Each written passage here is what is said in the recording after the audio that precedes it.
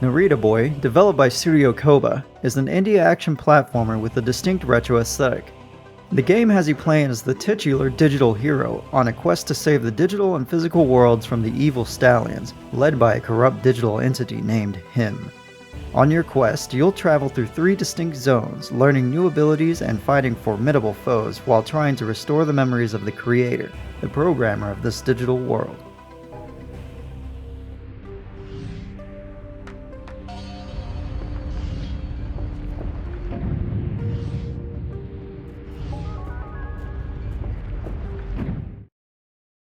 Narita Boy oozes an 80s atmosphere. Everything about this game, including the chiptune soundtrack, CRT TV filter, and a retro pixel art style, harkens back to a nostalgic time when video games were new and full of mystery. The gameplay feels true to the era with some modern enhancements such as frequent checkpoints, infinite lives, and an objective log. The main gameplay loop of Narita Boy consists of some light platforming with many single-screen arena-style battles with multiple waves of enemies. Outside of that, you'll be exploring the game's world, looking for keys and power-ups to help you proceed on your quest to restore the creator's memories in a last-ditch attempt to defeat the evil Him. The story of Narita Boy is a story of 2 worlds. The meta-story follows the creator, the man responsible for the creation of the digital world, and is revealed to you as you uncover his memories throughout the game. You learn about his entire life, from his troubled upbringing to his later adult years. As you uncover more of the creator's memories, you come to understand the circumstances that led to the creation of the digital world you inhabit.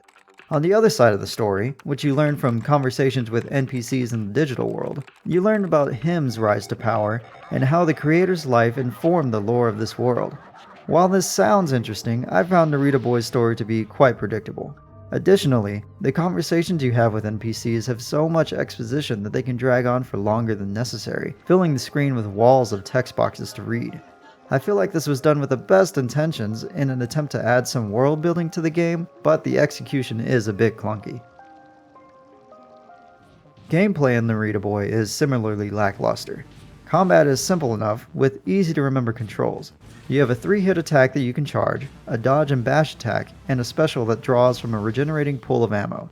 Additionally, you have a power meter that fills up when attacking enemies that you can use to regenerate health or unleash special screen-filling attacks using the game's rock-paper-scissors-like elemental system.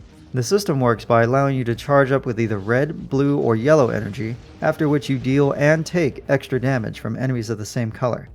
While it adds a little extra challenge to the game by forcing you to juggle a couple of different colors of enemies every once in a while, the system feels more like a tacked-on justification for the game's inclusion of the 3 distinct zones of the digital world.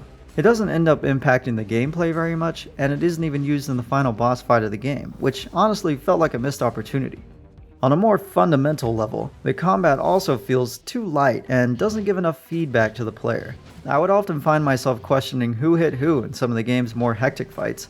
It also doesn't help that nearly all the particle effects in standard enemies are the same red color, something that contributed to a visually muddy combat experience. I feel like this could have been fixed by adding more visually distinct enemies and particles, or more punchy sound effects and hit stun for hits.